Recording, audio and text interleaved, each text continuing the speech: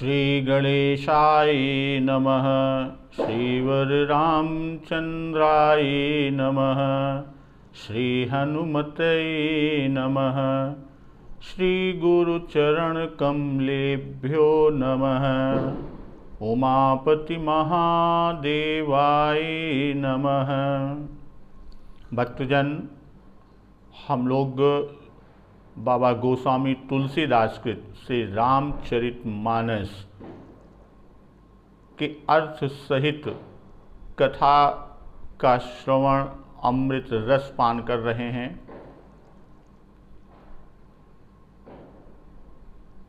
अभी तक की कथा में अर्थ सहित हम लोगों ने ईश वंदना, मंगलाचरण, गुरु वंदना, ब्राह्मण संत वंदना, संत असंत वंदना, कवि वंदना, ब्रह्मा विष्णु महेश वाल्मीकि आदि की वंदना,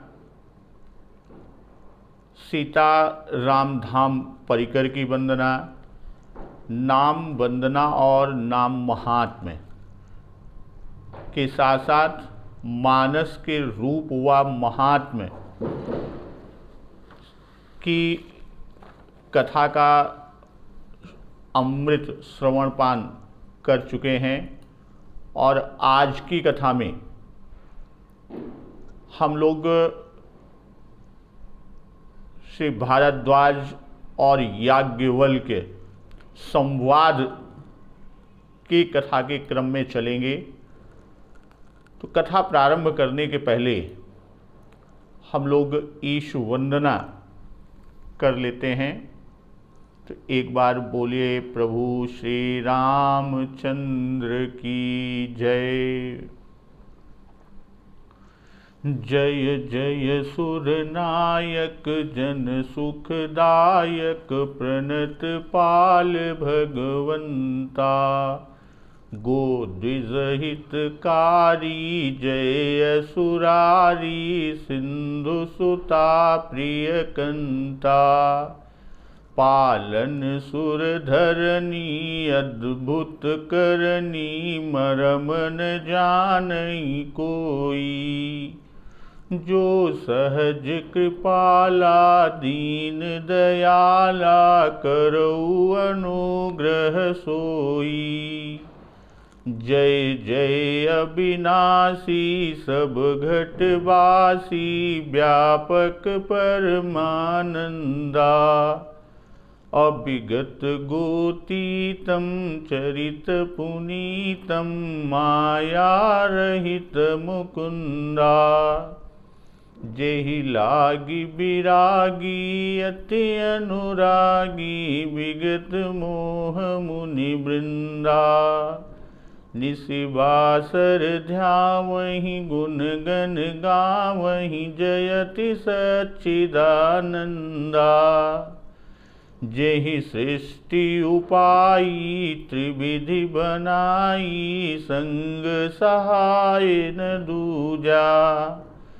सो करऊ अघारी चिंत हमारी जानिय भगति न पूजा। जो भव भय भंजन मुनि मन रंजन गंजन विपति बरूथा।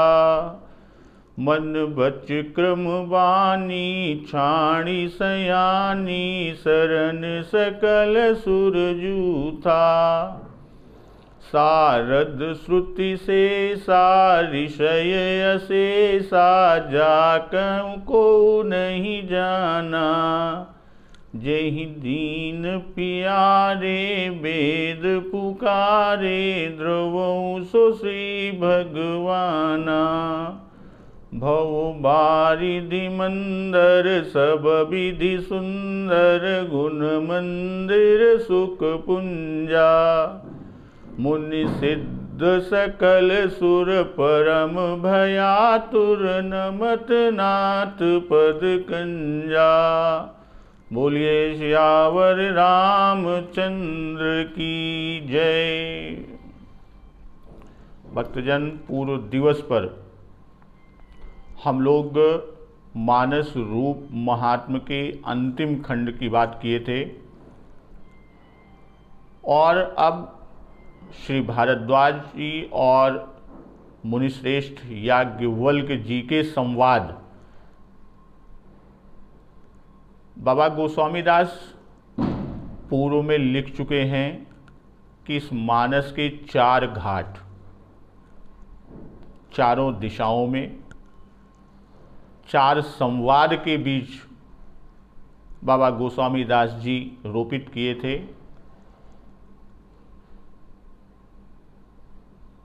सबसे पहला संवाद भूत भावन भगवान शिव शंकर जी द्वारा जगत जननी माँ पार्वती जी को, जिसका स्थान कैलाश।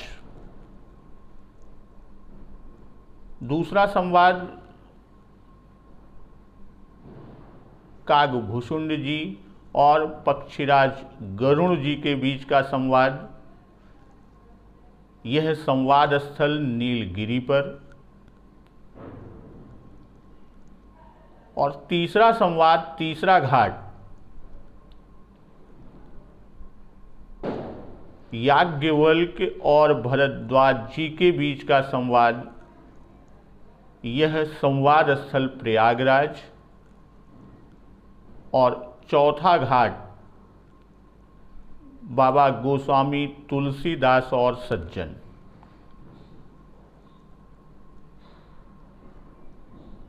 यह संवाद स्थल अवधपुरी। तो आज उन्हीं जो बाबा गोस्वामी दास जी ने पूर्व में 4 बीज संवाद के 4 बीज रोपित किए थे, उनमें से पहले संवाद की बात करते हैं श्री भारद्वाज और याज्ञवल्क्य मुनिश्रेष्ठ के बीच।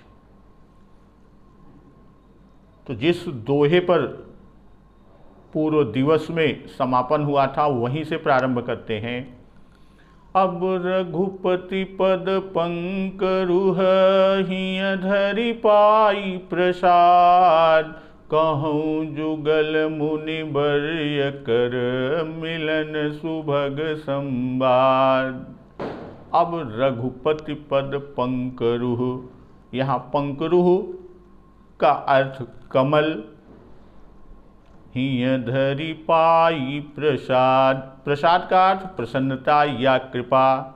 अब कहूँ जुगल मुनि वर्य कर, अब यहाँ वर्य का आशय श्रेष्ठ। मिलन सुभग संवाद। तो मैं अब श्री रघुनाथ जी के चरण कमलों को हृदय में धारण कर और उनका प्रसाद या उनकी प्रसन्नता पाकर मैं दोनों मुनिश्रेष्ठ अर्थात भरद्वाज जी और याज्ञवल्क्य जी का मिलना और उनके मिलन का सुंदर संवाद वर्णन करता हूँ। यहाँ अब कहकर बाबा गोस्वामी तुलसीदास जी ने अब रघुपति पद पंकरुह में अब को लिखकर यह बताना चाह रहे हैं कि जो पूर्व में लिख चुके हैं 30 बालकांड के 30वें दोहे के पहले और दूसरी चौपाई में कि जाग बलिक जो कथा सुहाई, भरद्वाज मुनि बरहि सुनाई। अकैहूँ सोई संवाद बखानी, सुनहु सकल सज्जन सुख मानी। अब इस प्रसंग को यहाँ पर मिलाते हैं, यानी वहाँ पर ये जो बीज रोपित किए थे अब उसको यहाँ पर प्रस्फुटित और पुष्पित पल्लवित करेंगे। तो पुनः रामचरितमानस के प्रसंग को यहाँ से आरंभ बताया और ऊपर के दोहे में सुमेरी भवानी शंकरहि कहकर बाबा गोस्वामी तुलसीदास जी के लिखने का जो आशय है, भाव है कि श्री शिव जी की कृपा से श्री राम पद पंकज की प्राप्ति है कि जही पर कृपा न करहि पुरारी, सोन पाव मुनि भगति हमारी। इसी प्रकार पहले शिवा शिव पसाऊ पाना कहा है कि सुमिर शिवा शिव पाई पसाऊ, 15वें दोहे के पहले चौपाई में। तो इस तरह यहाँ पर वहाँ पर प्रसाद उसकी बात की, अब यहाँ रघुपति प्रसाद पाना कहा है। तो रामायण का जो रामचरितमानस का मुख्य प्रसंग यहाँ से प्रारंभ होता है। रघुपति पद पंकरुहु से प्रारंभ कर इष्ट देव की वंदना की आवश्यकता को बताया। कोई भी हम अपना धार्मिक कृत्य करते हैं तो इष्ट देव के प्रसाद के बिना वह पूर्ण नहीं होता। तो पाई प्रसाद बाबा गोस्वामी तुलसीदास जी ने लिखा है कि हिय धरि पाई प्रसाद। तो यहाँ पाई प्रसाद का आशय है कि इस काव्य में यानी श्री रामचरितमानस में दैवी शक्ति की आवश्यकता दिखाई और यह रामचरितमानस प्रसाद काव्य है। और कहूँ जुगल मुनि वर्य कर, अब जुगल मुनिवर के संवाद रूपी कर्म घाट बाबा गोस्वामी दास जी जैसे पूर्व में बीज रोपित किए कि रामचरितमानस के 4 संवाद 4 घाट हैं। तो उस संवाद रूपी कर्म घाट से प्रारंभ करके बाबा जी ने प्रथम अंतःकरण की शुद्धता की बात की और तब भगवत स्वरूप के ज्ञान की बात की और फिर उसके पश्चात उपासना। यही सनातन वेद मर्यादा है और इसी का पालन बाबा गोस्वामी तुलसीदास जी ने किया। अब रामायण परिचर्या में जिसका आधार 1704 की संवत 1704 की पोथी, तो इस दोहे के ऊपर जो दोहा दिया है कि भरद्वाज जिमि प्रश्न किया, जाग बलिक मुनि पाए, अप्रथम मुख्य संवाद सोई, कहीं हेतु बुझाई। तो रघुपति पद पंकरुहु की बात यहाँ बाबा जी लिख रहे हैं कि सुमिरि भवानी शंकरहि, कह कवि कथा सुहाई को यहाँ इस प्रकार से हम मान सकते हैं, दोनों को एक साथ भवानी शंकर यानी जगत जननी माँ भवानी पार्वती और भूत भावन भगवान शिव शंकर का स्मरण कर श्री रामचंद्र जी के पद कमलों को हृदय में धारण कर और दोनों का प्रसाद आशीर्वाद पाकर अब आगे की कथा कहता हूँ कि भरद्वाज मुनि बसहि प्रयागा, तिन्हि राम पद अति अनुरागा, तापस समदम दया निधाना, परमारथ पथ परम सुजाना। भरद्वाज मुनि श्रेष्ठ प्रयाग में रहते हैं या प्रयाग में बसते हैं। उनका श्री रामचंद्र जी के चरणों में अत्यंत प्रेम है। भरद्वाज मुनि बसहि प्रयाग में भरद्वाज मुनि श्रेष्ठ का वास है, वहीं रहते हैं, वहीं बसते हैं।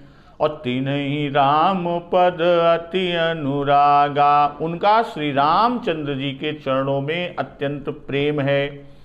तापस समदम दया निधाना, परमारथ पथ परम सुजाना।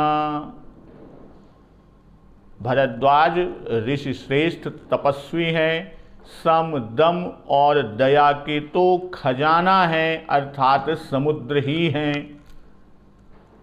अपरमार्थ पथ परम सुजाना, और परमार्थ के मार्ग में बड़े ही सुजान हैं, परमार्थ के मार्ग में बड़े ही चतुर हैं। तो अब यहाँ भरद्वाज मुनि बसहि प्रयाग, अब इसको लिखने के पीछे कि अंगिरस गोत्र के उतथ्य ऋषि की स्त्री, भरद्वाज जी के बारे में, भरद्वाज मुनि बसहि प्रयागा, तो भरद्वाज जी के बारे में कि अंगिरस गोत्र के उतथ्य ऋषि की स्त्री ममता के गर्भ में से उतथ्य के भाई बृहस्पति के वीर से उत्पन्न एक वैदिक ऋषि जो गोत्र प्रवर्तक और मंत्रकार हैं। कहते हैं कि एक बार उतथ्य की अनुपस्थिति में उनके भाई बृहस्पति ने उनकी स्त्री ममता के साथ संसर्ग किया था, जिससे भरद्वाज जी का जन्म हुआ था, और अपना व्यभिचार छिपाने के लिए ममता ने भरद्वाज का त्याग करना चाहा, किंतु बृहस्पति जी ने ऐसा नहीं करने दिया, और अंत में दोनों ही नवजात बालक को छोड़कर चले गए। तो उसके पश्चात मरुद्रण उनको उठाकर ले गए और पालन पोषण किया। तो जब भरत ने पुत्र कामना से मरुत्स्तोम यज्ञ किया, तब मरुद्रण ने प्रसन्न होकर भारद्वाज को उनके सुपुर्द कर दिया, और अनेक ऋषियों के अनुनय विनय और प्रार्थना पर स्वर्ग जाकर इंद्र से आयुर्वेद सीख कर आए थे, और दिवोदास जी के पुरोहित और सप्तर्षियों में से भी एक थे। भरद्वाज मुनि बसहि प्रयागा, अब बसहि शब्द को लिखकर कि याज्ञवल्क भारद्वाज संवाद का स्थान प्रयाग बताते हैं। तिन्हि राम पद अति अनुरागा, यह कहकर कि वह राम जी के उपासक हैं। और यहां पर अति परम और निधान, तीन शब्दों को लिखकर कि तिन्हि राम पद अति अनुरागा, अतापस सम दम दया निधाना, निधान शब्द दिया, और परमारथ पथ परम सुजाना, अब परम शब्द दिया। तो इन शब्दों को लिखकर औरों से भारद्वाज जी की उत्कृष्टता को सूचित किया है। और निधाना शब्द सम दम और दया तीनों के साथ है। तापस सम दम दया निधाना, तापस का अर्थ अर्थात तपस्वी है।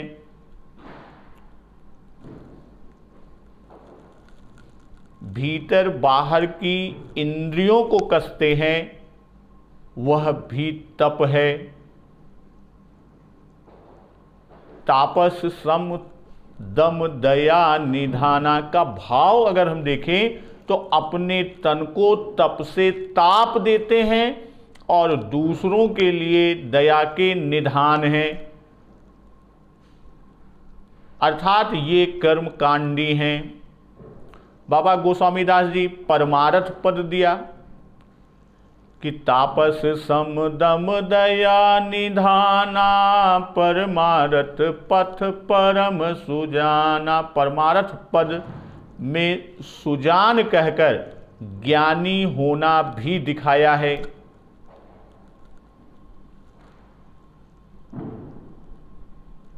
और इनमें कर्म, उपासना और ज्ञान तीनों की उत्कृष्टता को दिखाया है, किंतु श्री राम पद के प्रति अनुराग को मुख्य गुण बताया है। इसी से सबसे पहले कहा कि राम पद अति अनुरागा, सबसे पहले यहीं से ही शुरू किया। तिन्हें ही राम पद अति अनुरागा, इससे उन्होंने ये उपासना और तापस सम दम दया निधाना ये कर्मकांड है और परमार्थ ज्ञान है। माघ मकर गति रवि जब होई, तीरथ पति ही आव सब कोई। देव दनुज किन्नर नर श्रेणी, सादर मज्जहि सकल त्रिवेणी। पूजहि माधव पद जल जाता, परसी अखय बटुहर सही गाता। माघ मकर,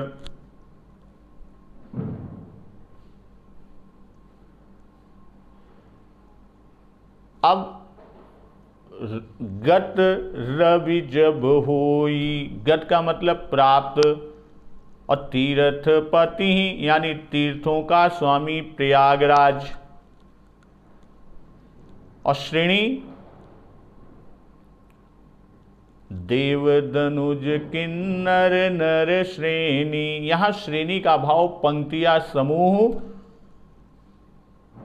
अपूजहि माधव पद जल जाता, जल जाता जल से जन्म लेने वाला अर्थात कमल, और माधव लक्ष्मीपति वेणी माधव जी हैं। और यह प्रयागराज का एक प्रधान तीर्थ विशेष है। और अक्षय वटु का मतलब अक्षय वट की बात कर रहे हैं, नाश रहित अविनाशी या कल्पांत अस्थाई की बात बता रहे हैं।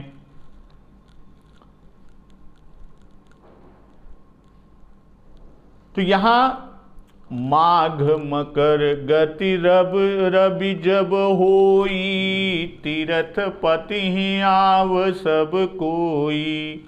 माघ महीने में और जब सूर्य मकर राशि पर होते हैं, अर्थात जब मकर संक्रांति होती है, तो माघ मकर गत रवि जब होई, तीर्थ पति ही आव सब कोई। तो जब माघ महीने में सूर्य मकर राशि पर होते हैं, अर्थात जब मकर संक्रांति होती है, तब प्रयागराज में सब आते हैं। कौन कौन? देव दनुज किन्नर नर श्रेणी, सादर मज्जहि सकल त्रिवेणी। तब प्रयागराज में देवता, दैत्य, किन्नर, मनुष्य सब झुंड के झुंड आते हैं। सादर मज्जहि सकल त्रिवेणी, झुंड की झुंड आकर और सभी आदर पूर्वक त्रिवेणी में स्नान करते हैं। अपूजहि माधव पद जल जाता, परसी अखय बटुहर सही गाता। और बेणी माधव जी के चरण कमलों की पूजा करते हैं और परसी अखय बटुहर सही गाता, और अक्षय वट का स्पर्श कर उनके शरीर अर्थात सभी अंग पुलकित होते हैं। तो यहाँ माघ मकर गत रवि जब होई, तो माघ और मकर गत रवि कहकर 2 माह यानी 2 मास को बाबा जी लिखा है, एक चांद्रमास और एक सौर मास। और इसे आगे की चौपाई में और अच्छी तरह से स्पष्ट कर दिया है बाबा गोस्वामी तुलसीदास जी कि एहि प्रकार भरी माघ नहाई, अपुनि सब निज निज आश्रम जाही। तो ये एक ही चौपाई में दोनों की बात कहा। फिर आगे कहते हैं, एक बार भरी मकर नहाए, सब मुनीस आश्रम ही सिधाए। तो यहां पहली चौपाई जो कहते हैं, यही प्रकार भरी माघ नहाए, यह चांद्रमास की बात हम करते हैं। और एक बार भरी मकर नहाए, यह सौर मास है। तो यहां बाबा गोस्वामी तुलसीदास की माघ मकर गत रवि जब हुई, तो जब हुई का जो भाव है कि जब मकर राशि पर सूर्य चाहे पौष में हो चाहे माघ में हो, तो दोनों माघ ही कहलाते हैं। जब हुई यानी मकर राशि पर सूर्य चाहे पौष में हो या माघ में, तो दोनों ही माघ कहलाते हैं। और मकर राशि से सूर्य उत्तरायण माने जाते हैं। और सब कोई, आगे बाबा जी लिखे, तीरथ पति ही आव सब कोई। तो यहां सब कोई कि जिनको बाबा जी आगे की चौपाई में गिनाते हैं कि देव दनुज किन्नर नर श्रेणी, सादर मज्जहि सकल त्रिवेणी। देव किन्नर से, स्वर्गलोक से, दनुज पाताल लोक से, और नर मर्त्य लोकवासियों की ओर सूचित कर रहे हैं। तो यहां पर बाबा गोस्वामी दास जी आगे लिखते हैं कि सादर मज्जहि सकल त्रिवेणी। सादर मज्जहि यानी आदर सहित मज्जन या स्नान करने से तीर्थ स्थान का फल यथार्थ मिलता है।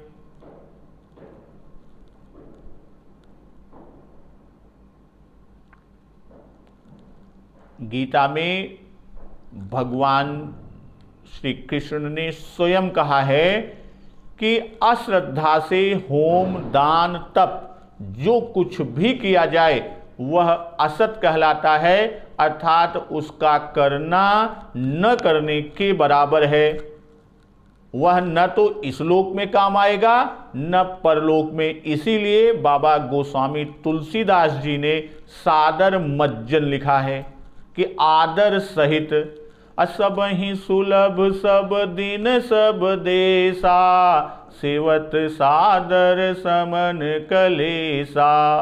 बालकांड के पहले ही दोहे में बाबा जी लिख चुके हैं, सादर सेवत सादर समन कलेसा। सादर मज्जन पान किए ते, मिटहि पाप परिताप हिए ते। 42वें दोहे की पहली चौपाई में कहे हैं।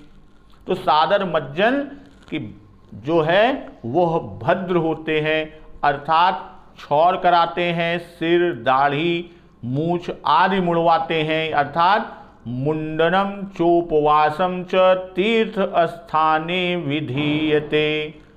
मुंडनम तु विरक्तानां कच्छकुरुच्छ विवर्जितम।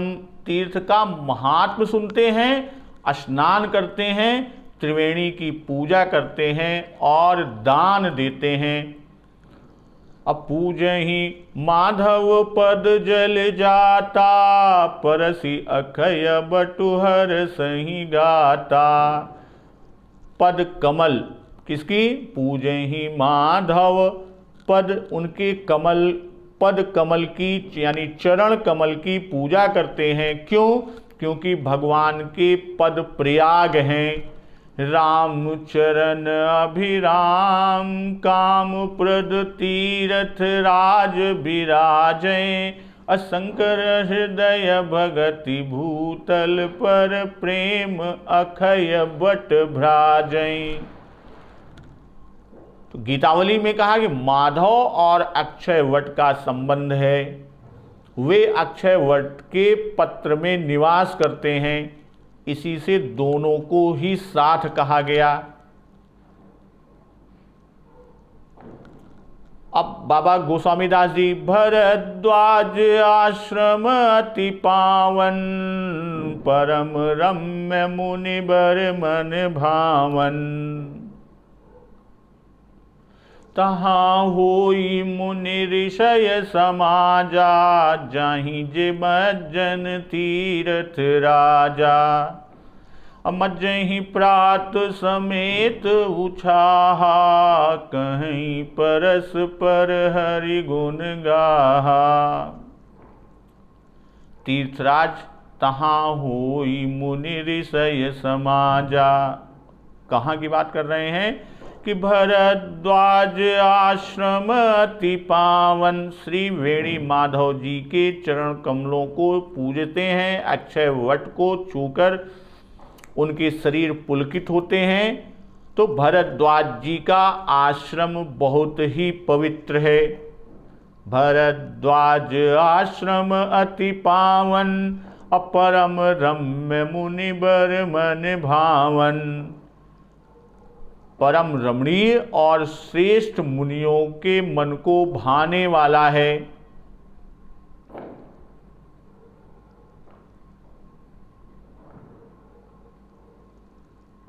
फिर आगे बाबा जी लिखते हैं, तहाँ होई मुनि ऋषय समाजा, जाहि जे मज्जन तीर्थ राजा। तीर्थराज प्रयाग में जो स्नान करने जाते हैं, जाहि जे मज्जन तीर्थ राजा, तहाँ होई मुनि ऋषय समा, वहाँ उन ऋषि मुनियों का समाज अर्थात भारद्वाज जी के आश्रम में जुटता है।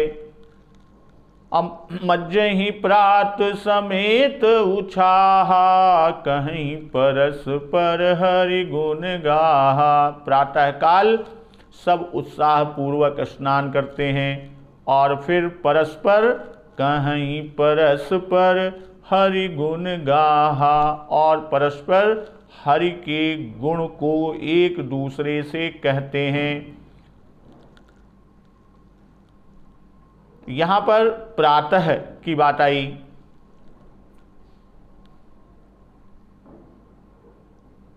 प्रात समेत उछाहा। अब जब प्रात की बात करते हैं तो ये सवेरे प्रभात के समय की बात है, रात के अंत में और सूर्योदय के पूर्व का जो काल होता है, और इसका 3 मुहूर्त का माना गया। जिस समय सूर्योदय होने को होता है उससे 1.5-2 घंटे पहले पूर्व दिशा में कुछ प्रकाश दिखाई पड़ने लगता है, और उधर के नक्षत्रों का रंग फीका होना शुरू होता है। तभी से इस काल का प्रारंभ माना जाता है। तो यहाँ बाबा गोस्वामी तुलसीदास जी ने लिखा है कि अति पावन कौन है? भरद्वाज आश्रम अति पावन। प्रयागराज की सभी भूमि और समस्त प्रयागवासियों के आश्रम पावन हैं, और भरद्वाज जी का आश्रम अति पावन है। इसका कारण क्यों अति पावन कहते हैं कि तहाँ होई मुनि ऋषय समाजा, जाहि जे मज्जन तीर्थ राजा। तो यहाँ पर जो स्थान पवित्र और सुंदर होता है वहीं मुनियों के मन को भाता है। आश्रम परम पुनीत सुहावा, देखी देव ऋष मन अति भावा।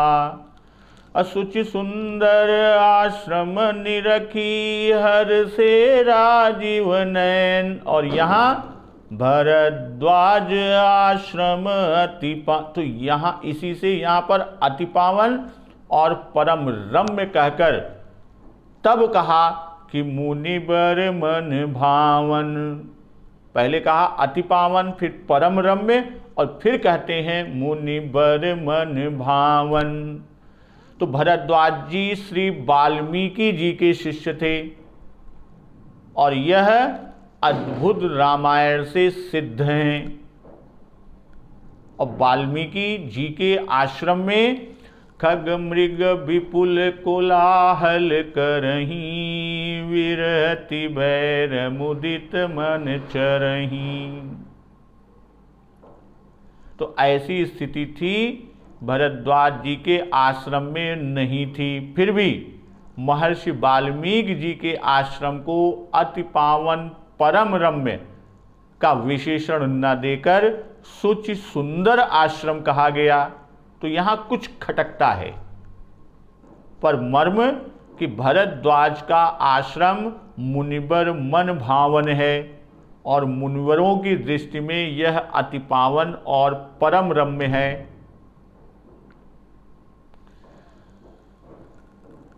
तो मज्जहि प्रात समेत उछाहा, कहीं परस पर हरि गुण गाहा। तो यहाँ मज्जहि प्रात समेत उछाहा, प्रात पद देने के पीछे गोस्वामी तुलसीदास जी का भाव है कि स्नान तो त्रिकाल होता है, प्रातः मध्याह्न और सायं। तो पावन पथ तिहु काल नहाई, तीनों काल में नहाना स्नान है।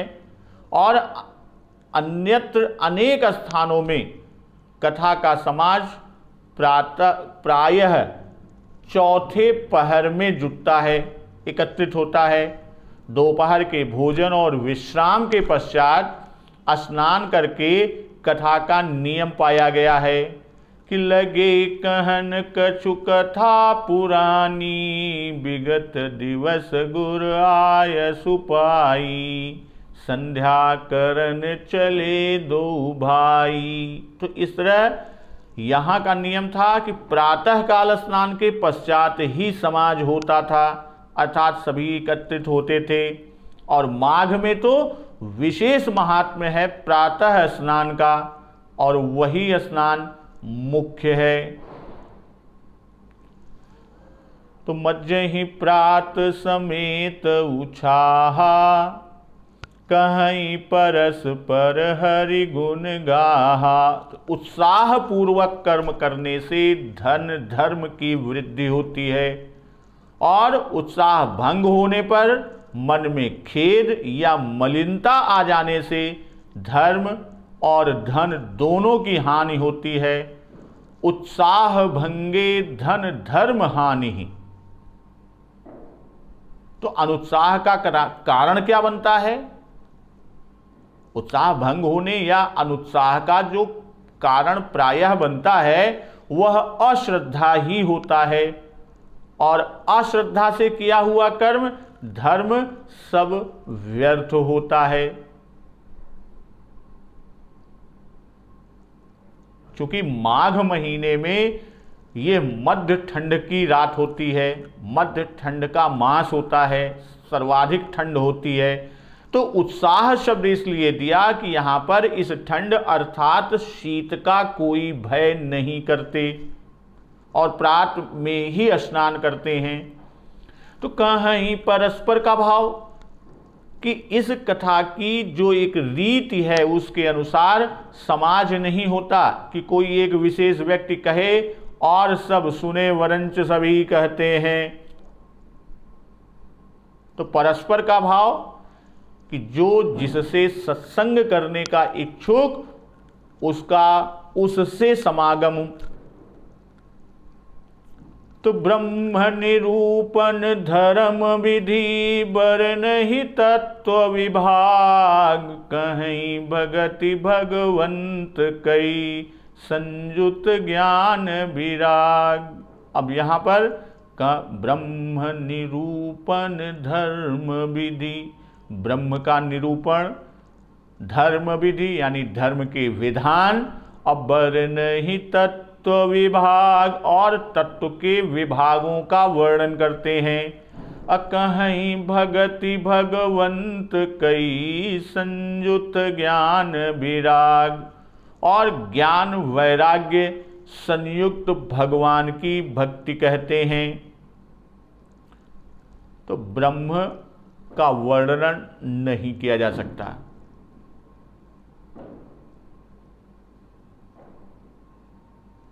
यतो वाचो निवर्तन्ते अप्राप्य मनसा सह, या दूसरे रूप में कि मन समेत जेहि जान न बानी, तरकी न सकहि सकल अनुमानी। तो इसी से ब्रह्म का निरूपण करना कहा। और इस दोहे में प्रथम तीर्थराज प्रयाग को कहा। भरद्वाज मुनि बसहि प्रयागा, और फिर तीर्थ पति आव सब कोई। और फिर भगवान के पद प्रयाग को कहा। पूजहि माधव पद जल जाता। और तीसरे प्रयाग अर्थात संत समाज को प्रयाग कहा। तो तीर्थराज प्रयाग में त्रिवेणी अर्थात सरस्वती, यमुना और गंगा जी हैं। और इस संत समाज प्रयाग में ब्रह्म निरूपण सरस्वती हैं। सरसई ब्रह्म विचार प्रचारा, तो धर्म विधि यमुना जी हैं। तीन त्रिवेणी की बात कही गई, तीन नदियों की, सरस्वती जी, यमुना जी और गंगा जी। तो सरस्वती जी ब्रह्म निरूपण सरस्वती जी हैं। सरसई ब्रह्म विचार प्रचारा, तो ब्रह्म का निरूपण माँ सरस्वती जी। और धर्म विधि यमुना जी। विधि निषेध मय कलिमल हरनी, करम कथार अभिनंदनी बरनी। और भगवान की भक्ति गंगा जी हैं। राम भगति जह सुर सरी धारा, तो भगवान के 6 ऐश्वर्य हैं, जिनमें से 3 का यहाँ पर अभी हम चर्चा किए। एक ब्रह्म निरूपण, एक धर्म विधि, तीसरा तत्व विभाग, चौथा भक्ति, पांचवा ज्ञान और छठा वैराग्य। इसी से भगवंत कहा। कहीं भगति भगवंत कई, असंयुत ज्ञान विराग। अब यहाँ पर 6 में 3 की जो बात अभी, ब्रह्म निरूपण, धर्म विधि और तत्व विभाग।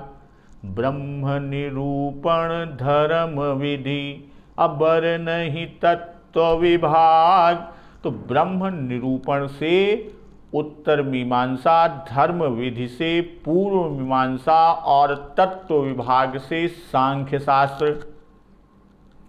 ब्रह्म निरूपण से उत्तर मीमांसा, धर्म विधि से पूर्व मीमांसा और तत्व विभाग से सांख्य शास्त्र। अब भगति भगवंत कई से सांडिल्य सूत्र, नारद पांचरात्र और श्रीमद् भागवत और भक्ति भाव संग्रह इत्यादि भक्ति के ग्रंथ और ज्ञान से वेदांत शास्त्र अभिप्रेत हैं। अब जैसे ब्रह्मेति, उत्तर मीमांसा ब्रह्म विद्या अथवा वेदांत।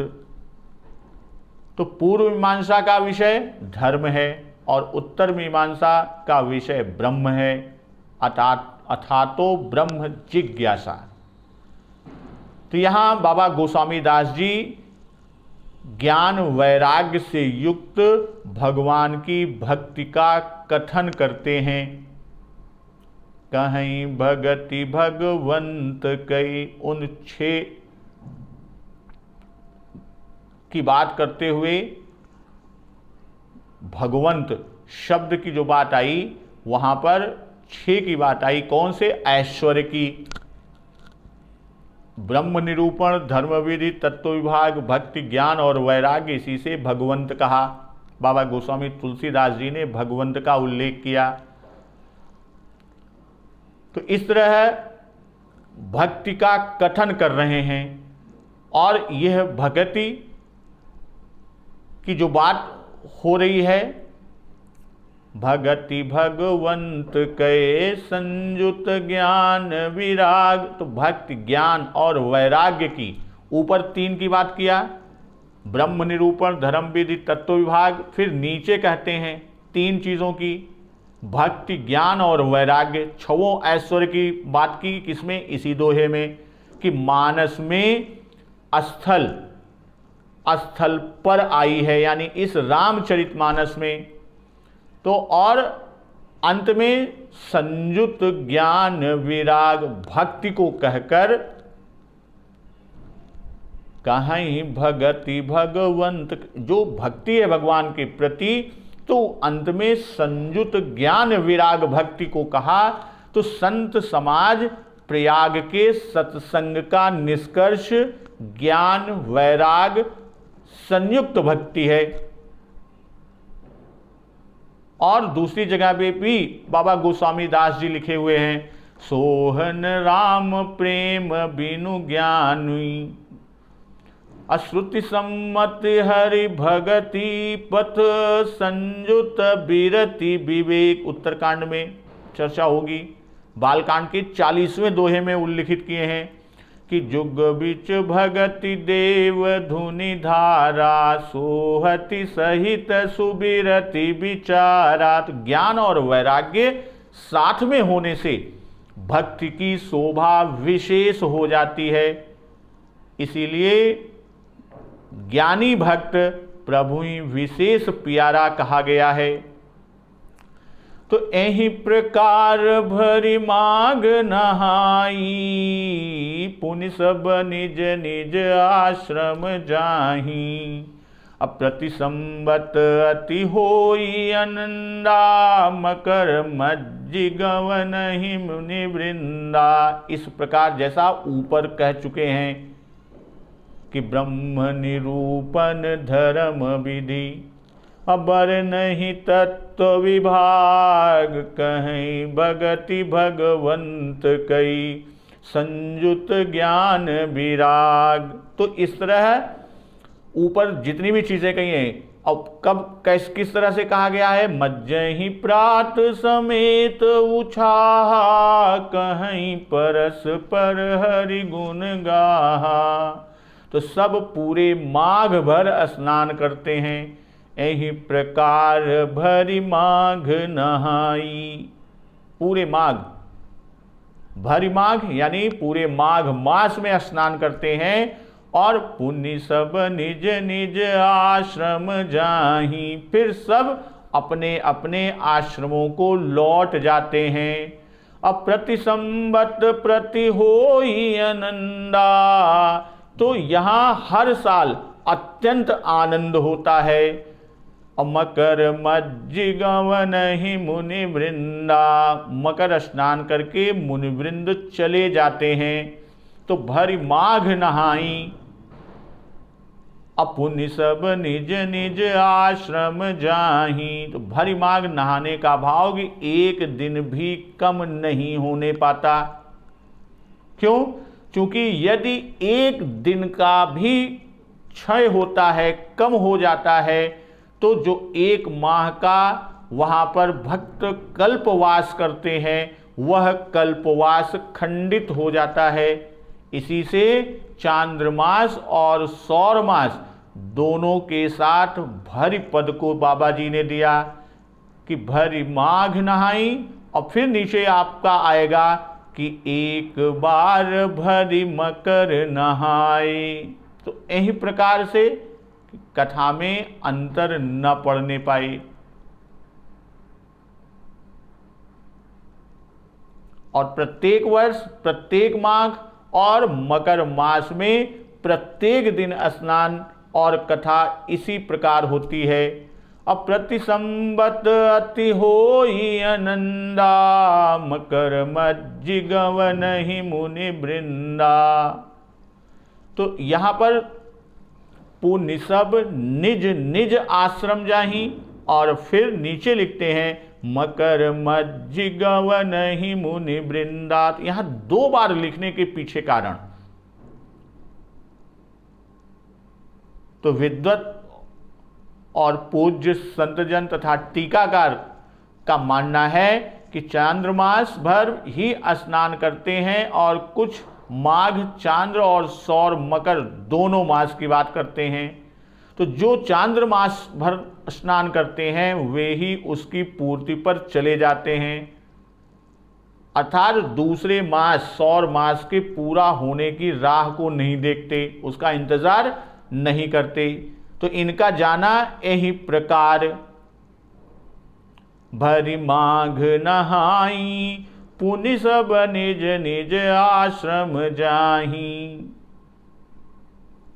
और मुनिवृंद मकर स्नान के पूरे होने के पहले नहीं जाते।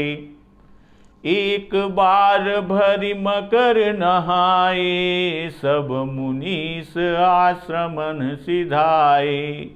तो यहाँ मुनि लोग दोनों मुनिवृंद मकर स्नान के पूरे होने के पहले नहीं जाते, अर्थात दोनों चांद्रमास और सौर दोनों मास पूरा करते हैं और इसी से इनका जाना कहा हुआ है कि तीर्थ पति ही आव। अब यहाँ पर फिर सादर मज्जहि सकल त्रिवेणी, इनसे पृथक मुनियों ऋषियों को कहा गया था कि तहाँ होई मुनि ऋषय समाजा जाहि जे मज्जन तीर्थ राजा। इनका स्नान भी देव दनुज आदि से पृथक कहा गया। मज्जहि प्रात समेत, उसी प्रकार यहाँ सबसे पहले आव सब कोई वालों को जाना पुण्य सब निज से कहा और फिर मुनि वृंदों को जाना कहा है। एक बार भरी मकर नहाए सब मुनीस आश्रम ही सिधाए। जाग बलिक मुनि परम विवेकी भरद्वाज राखे पद टेकी। एक बार की बात है कि सब मुनीश्वर मकर भर स्नान करके अपने अपने आश्रमों को चले। तब भरद्वाज मुनि ने जाग बलिक मुनि परम विवेकी, यानी परम विवेकी याज्ञ वल के मुनि जी, अब भरद्वाज राखे पद टेकी। तो भरद्वाज मुनि ने इन परम विवेकी मुनि श्रेष्ठ याज्ञवल्क जी के चरणों में माथा रख कर उनको रोक रखा।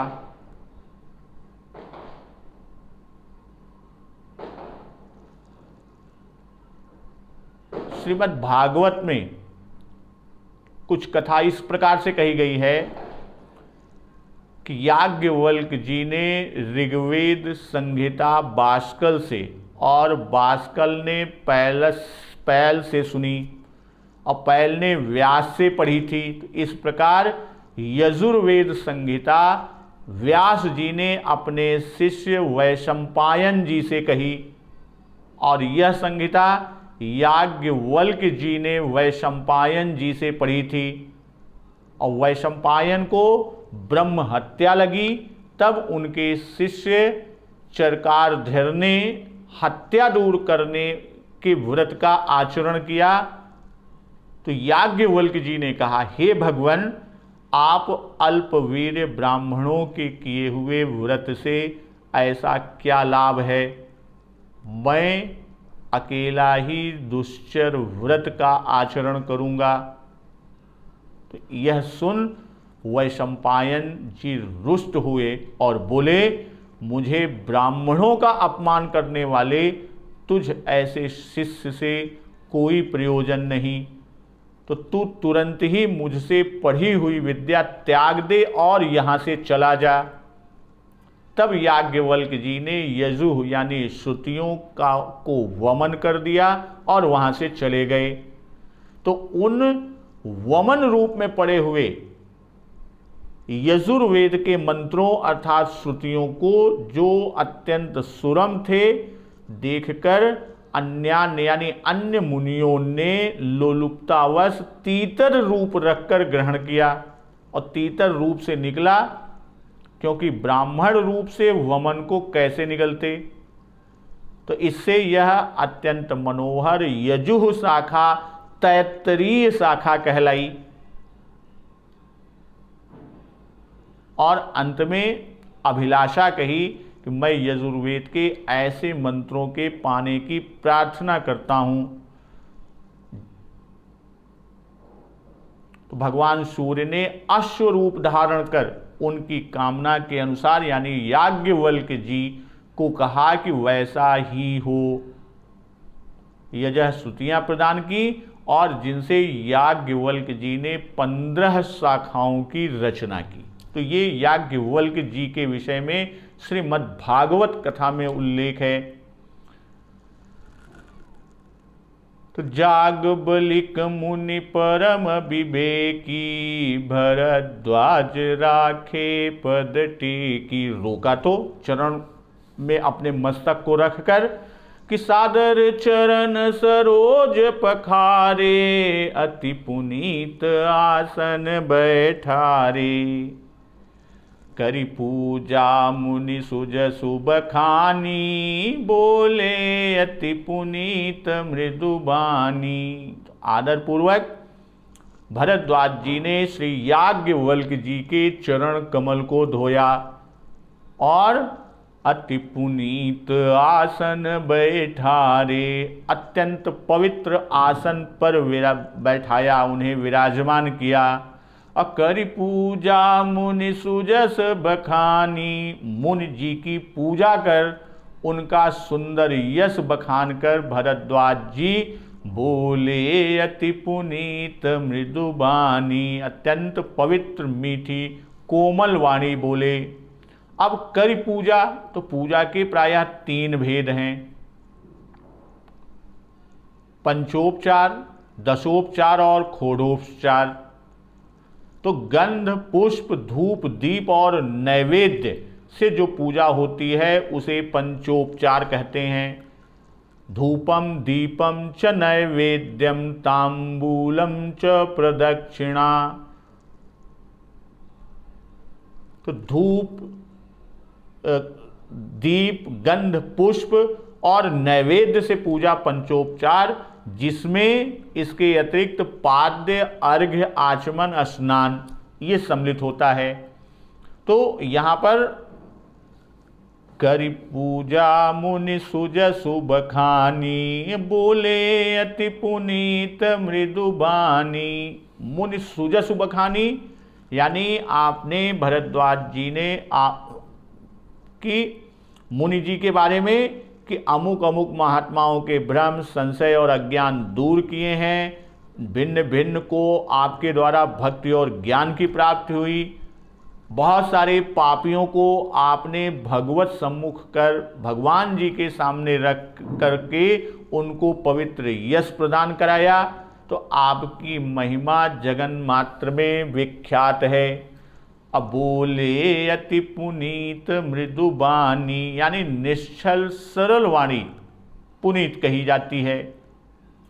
अब प्रश्न उमा के सहज सुहाई, छल विहीन सुनि शिव मन भाई। तो जो छल विहीन है, निश्चल है, सरल है, वही पुनीत है। तो एक बार प्रभु सुख आसीना, लक्ष्मण बचन कहे छलहीना। तो ये उल्लेख कई बार आपको मिलेगा। तो अब यहाँ पर कि जो प्रश्न या बातें दूसरे की परीक्षा लेने या अपनी चतुराई, बुद्धि आदि के प्रदर्शित करने के विचार से कही जाती है, वे पुनीत नहीं होते। तो यहाँ तो भरद्वाज जी के वचन अति पुनीत अर्थात उनके पवित्र, सरल और निश्चल हृदय से निकले हुए। तो नाथ एक संसौ बड़ मोरे, करगत वेद तत्व सब तोरे। कहत सो मोहि लागत भय लाजा, जौन कहूँ बड़ होई अकाजा। हे नाथ, मेरे मन में एक बड़ा संदेह है। नाथ एक संसौ बड़ मोरे, क्या कि करगत वेद तत्व सब तोरे। वेदों के तत्व सब आपकी करगत यानी आपकी मुट्ठी में है। कहने का भाव कि आप ही वेद का तत्व जानने वाले होने के कारण मेरे संदेह का निवारण कर सकते हैं। अकहत सुमोहि लागत भय लाजा, जौन कहूँ बड़ होई काजा। पर उस संदेह को कहते हुए मुझे भय और लाज आती है। इस भय किस लिए कि कहीं आप यह न समझ लें कि मैं तो अपनी जिज्ञासा व्यक्त कर रहा हूं, मैं अपनी इच्छा व्यक्त कर रहा हूं, एक संशय व्यक्त कर रहा हूं, किंतु आप यह न समझ लें कि मैं आपकी परीक्षा ले रहा हूं। और लाज इसलिए कि इतनी आयु बीत गई और अभी तक कोई ज्ञान हमें इस प्रकार का नहीं हुआ। और यदि नहीं कहता जौन कहूँ बड़ होई का, तो बड़ी हानि होगी, अर्थात मैं अज्ञानी का अज्ञानी बना रहूँगा। अब यहाँ करगत वेद तत्व सब तोरे, भरद्वाज जी श्री राम यश पूछना चाहते हैं। चाहूँ सुनय राम गुण गूढ़ा, अकिन्हु प्रश्न मनहु अति मूढ़ा। राम यश क्यों सुनना चाहते हैं? क्योंकि राम यश वेदों का सार है। अबरनौ रघुबर विशद जसु, श्रुत सिद्धांत निचोर। बालकांड के 109वें दोहे में उल्लेख आएगा कि सब वेद तत्व आपके करगत अर्थात मुट्ठी में है। कहने का भाव आशय है कि जो संपूर्ण वेद तत्व का ज्ञाता नहीं है उसे वेदों में राम यश सूझता ही नहीं है। इसी से वह राम विषयक शंकाओं का समाधान नहीं कर सकता।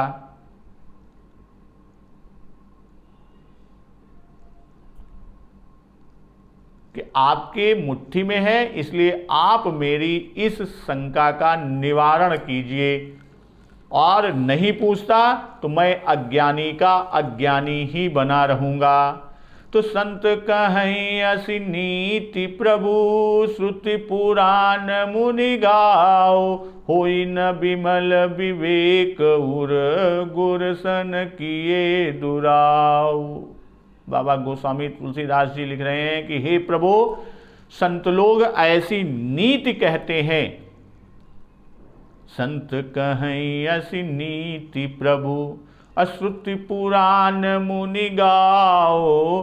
कि वेद पुराण और मुनिजन भी यही बताते हैं कि होई न विमल विवेक उर, गुर सन किए दुराव। कि गुरु से साथ दुराव या उनसे कोई चीज छिपाया जाए तो उनसे छिपाव करने से हृदय में निर्मल ज्ञान उत्पन्न नहीं होता। कि मुनि श्रुति पुराण में ऐसा गाते हैं और इसका आशय कि मैं कुछ नहीं जानता, संत और मुनि ऐसा कहते हैं। गाव को श्रुति पुराण और मुनि तीनों की क्रिया को मानना चाहिए।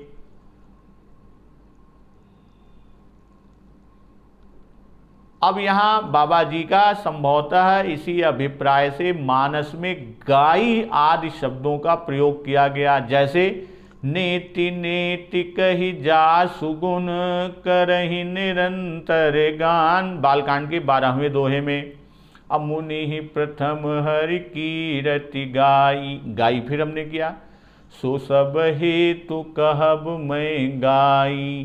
तो इस तरह यहाँ पर जो गाई शब्द का प्रयोग कर रहे हैं गाओ, तो उसका आशय है कि गाओ की श्रुति पुराण और मुनि तीनों की क्रिया को माना है।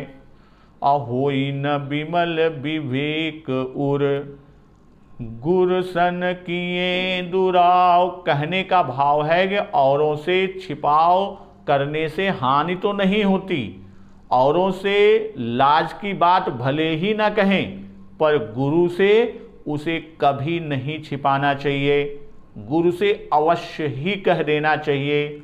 और गुरु से छिपाव करने पर बहुत बड़ी क्षति या बहुत बड़ी हानि होती है। सद्गुरु वैद बचन विश्वासा, तो गुरु जी से कभी भी कोई छिपाव नहीं करना चाहिए, उन पर पूर्ण विश्वास करना चाहिए। तो इस तरह आगे की कथा अब कल होगी। आज की कथा भक्तजन यहीं पर समाप्त करते हैं। तो एक बार जोर से बोलिए, सियावर रामचंद्र की जय, पवन सुत हनुमान की जय, उमापति महादेव की जय।